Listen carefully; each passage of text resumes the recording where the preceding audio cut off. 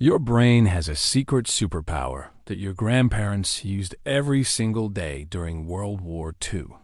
They saved more money on less income than most people do today, with six-figure salaries. The weird part is your brain still has this exact same wiring. You just forgot how to use it. And that forgetting is costing you about $10,000 every single year. I'm Dan, and I spend my time reading about how money and psychology actually work together. By the end of this video, you will understand how World War II rationing rewires spending habits and how to use it today. If you want to stop letting your brain sabotage your bank account, hit that subscribe button. Here is the problem with modern life. You have infinite choices, and your brain cannot handle it. Walk into any grocery store, and you have 47 types of cereal staring at you. Open any streaming service, and there are 10,000 shows you will never watch. Check your bank app and money just feels like numbers on a screen. Your brain was not built for this kind of abundance. Back in World War II, your grandparents had ration books. They got stamps for sugar, butter, meat, and coffee. When the stamps ran out, that wasn't until next month. And here's the wild part. People during rationing saved an average of 25% of their income. Today, with unlimited everything, most Americans save less than 5%. So what changed between then and now? Your brain has something called decision fatigue. Every choice you make drains a little bit of your mental energy. By the time you get to the important money decisions, your brain is exhausted. During rationing, people did not have to decide if they could afford something. The ration book decided for them. It removed the mental load completely. Your great-grandmother did not stand in the grocery store wondering if she should buy the fancy butter. She bought what her stamps allowed and moved on with her life. Zero guilt, zero stress, zero decision fatigue. Now let me show you how this applies to your money today. The first thing rationing did was create physical limits. You could not buy more sugar, even if you had the cash, because the stamps were gone. Modern budgeting fails because it relies on willpower alone. You tell yourself you will only spend $200 on groceries this month. But then you see the fancy cheese, and your brain says you deserve it. Willpower loses every single time.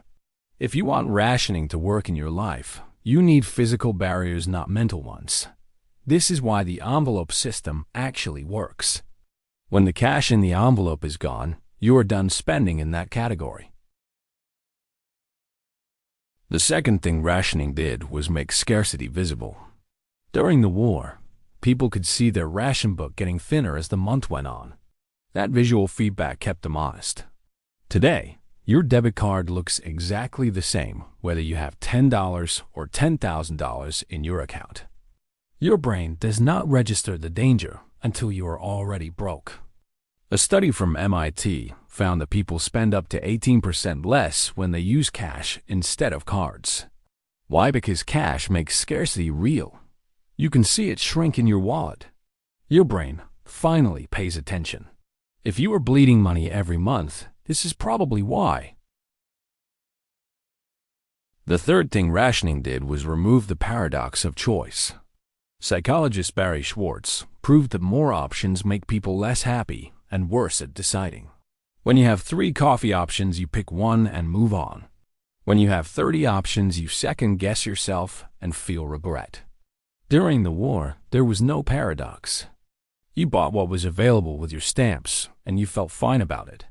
Today, you have unlimited options, and your brain is paralyzed. You waste money trying different things because you are never sure you made the right choice. If you really want to learn how to make your money work like your brain actually functions, hit that subscribe button right now. Thousands of people are already using these strategies. The fourth thing rationing did was create automatic gratitude. When sugar was limited, getting a cake on your birthday felt like a genuine celebration. Today, you can buy cake any day of the week, so nothing feels special. This is called hedonic adaptation. Your brain gets used to abundance and stops appreciating what you have. Then, You keep spending more trying to feel that same excitement. During rationing, people valued what they had because they knew it was limited. That mindset alone saved them thousands. You do not need a war to recreate this effect. You just need to put limits back into your life on purpose. So how do you actually use this in real life without living like it is 1943? Start with one category and ration it for 30 days. Pick something small like coffee or takeout. Give yourself a fixed amount for the month and make it physical. Put cash in an envelope or use a prepaid card with only that amount loaded.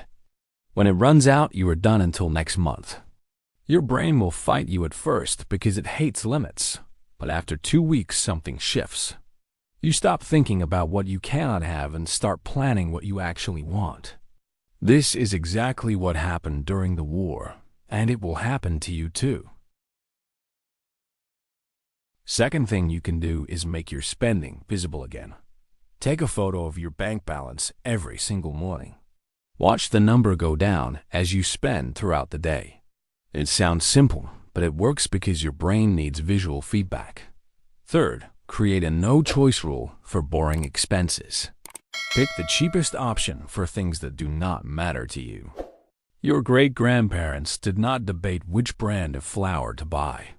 They bought what was available and saved their energy for decisions that mattered. You should do the same with toilet paper, internet plans, and car insurance. Automate the boring stuff and stop wasting mental energy on it. Fourth, practice saying this is enough out loud. Rationing forced people to be satisfied with what they had.